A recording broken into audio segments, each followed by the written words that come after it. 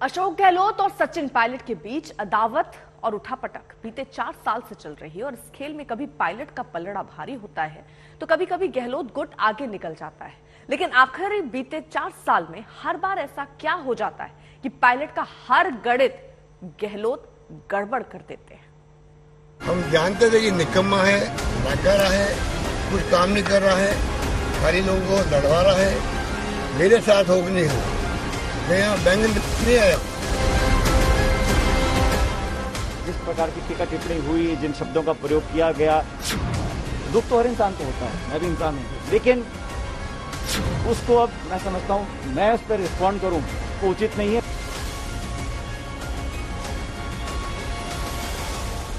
राजस्थान के मुख्यमंत्री अशोक गहलोत और कांग्रेस के नेता सचिन पायलट की अदावत अब जुबानी जंग से आगे बढ़कर फाइनल फैसले पर आ गई है।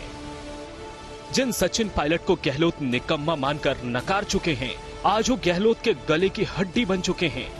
इस अदावत की शुरुआत हुई साल 2018 में। 11 दिसंबर 2018 को राजस्थान चुनाव के नतीजे आए। कांग्रेस ने 99 सीटें जीतकर सबसे बड़ी पार्टी बनी और सीएम पद के लिए 2 दावेदार बन गए। एक तरफ पार्टी का युवा चेहरा और प्रदेश अध्यक्ष सचिन पायलट, तो दूसरी तरफ अनुभवी और 2 बार सूबे के सीएम रहे अशोक गहलोत। पार्टी हाईकमान का मत अशोक गहलोत के पक्ष में रहा और सचिन पायलट को डिप्टी सीएम पद से संतोष करना पड़ा। दिसंबर 2018 में सरकार बनने के 19 महीने बाद पहली बार पायलट और गहलोत एक दूसरे के आमने सामने आए। इस विवाद की शुरुआत तब हुई जब जुलाई 2020 में कांग्रेस के 19 विधायक कई मुद्दों पर विवाद के बाद दिल्ली आ गए। माहौल बिगड़ा तो आलाकमान ने दखल दिया। इसके बाद कांग्रेस नेता रणदीप सिंह सुरजेवाला, अजय माकन और अविनाश पांडे अशोक गहलोत से मिलने जयपुर पहुंचे। मुख्यमंत्री आवास पर बैठक हुई। सचिन पायलट और उनके समर्थक विधायकों को भी इस मुद्दे पर चर्चा के लिए बुलाया गया, लेकिन उन्होंने इनकार कर दिया। इसके बाद 14 जुलाई को पायलट को राजस्थान के उप मुख्यमंत्री और राजस्थान प्रदेश कांग्रेस कमेटी के अध्यक्ष पद से हटा दिया गया। इतना ही नहीं, सचिन पायलट का समर्थन करने वाले कैबिनेट मंत्री विश्वेंद्र सिंह और रमेश चंद्र मीणा से भी उनके मंत्रालय छीन लिए गए। लेकिन अशोक गहलोत और सचिन पायलट के रिश्तों में एक बड़ा उलटफेर 10 अगस्त 2020 को देखने को मिला। इस दिन अचानक सचिन पायलट राहुल गांधी और प्रियंका गांधी से मिले।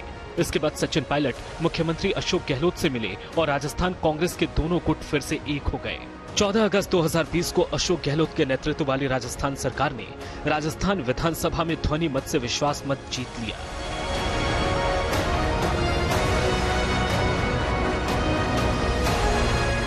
लेकिन इन दोनों नेताओं के बीच मनमुटाव की सबसे नाटकीय तस्वीर देखने को मिली 20 सितंबर 2020 को। उस समय गहलोत की जगह पायलट को मुख्यमंत्री बनाने और अशोक गहलोत को पार्टी का राष्ट्रीय अध्यक्ष बनाने की चर्चा हुई। तब मुख्यमंत्री पर फैसले का अधिकार हाई कमान पर छोड़ने का प्रस्ताव पारित करने के लिए विधायक दल की बैठक बुलाई गई थी, लेकिन गहलोत कैंप ने विरोध करते हुए बैठक ही नहीं होने दी थी। गहलोत समर्थक विधायकों ने स्पीकर को इस्तीफे तक दे दिए थे और पायलट के सीएम बनने की उम्मीदों को फिर से झटका लग गया।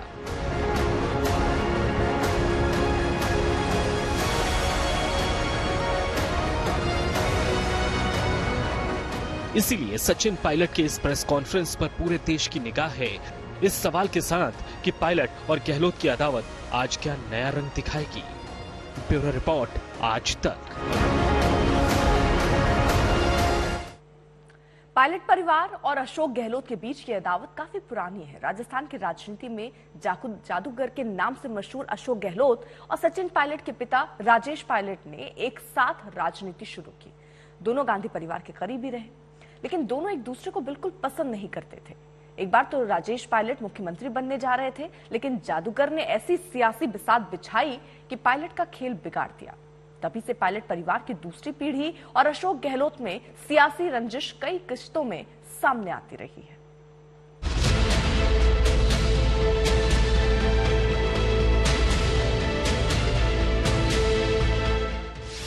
ये अदावत पुरानी है।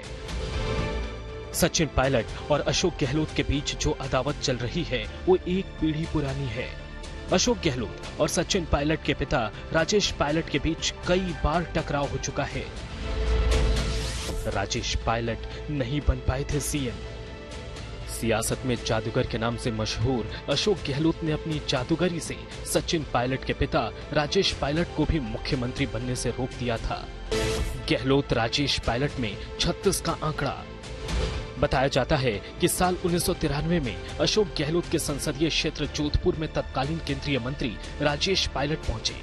जब उनसे पूछा गया कि आपके सांसद अशोक गहलोत कहां हैं, तो पायलट ने कहा, बेचारे गहलोत होंगे यही कहीं।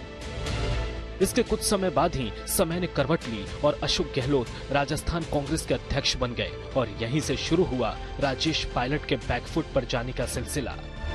गहलोत को हमेशा मिला वफादारी का इनाम। गांधी परिवार के वफादार होने का गहलोत को हमेशा इनाम मिलता रहा है। वो इंदिरा से राजीव गांधी और बाद में सोनिया गांधी के समय तक सत्ता का स्वाद चखते रहे। गांधी परिवार उन पर आंख मूंद कर भरोसा करता आया है, लेकिन 1993 का दौर ऐसा था जब सोनिया गांधी सक्रिय नहीं थी और गहलोत हाशिए पर चले गए थे। दूसरी तरफ पायलट का कद बढ़ रहा था। बागी तेवर से बैकफुट पर गए थे राजेश पायलट। एक बार फिर जादूगर का समय बदला। 1998 के बाद तो जैसे गहलोत की लॉटरी लग गई। सोनिया गांधी सक्रिय हुई और गहलोत का कद बढ़ने लगा। इधर गहलोत ने राजेश पायलट की कांग्रेस अध्यक्ष की दावेदारी का खुलकर विरोध किया था। राजेश पायलट ने सीताराम केसरी के खिलाफ कांग्रेस अध्यक्ष पद का चुनाव लड़ा था, लेकिन चुनाव हारने के बाद से राजेश पायलट पार्टी में अलग थलग पड़ते चले गए। इसके बाद साल 2000 में कांग्रेस के राष्ट्रीय अध्यक्ष के चुनाव में पायलट ने सोनिया गांधी के खिलाफ चुनाव लड़ रहे जितेंद्र प्रसाद का साथ दिया। इसके कुछ महीने बाद ही एक सड़क हादसे में राजेश पायलट की मौत हो गई और यहीं से पुरानी पीढ़ी की अदावत खत्म हुई। लेकिन कुछ साल बाद नई पीढ़ी यानी सचिन पायलट और अशोक गहलोत की सियासी रंजिश बढ़ने लगी। जयपुर से शरद कुमार के साथ आज तक ब्यूरो।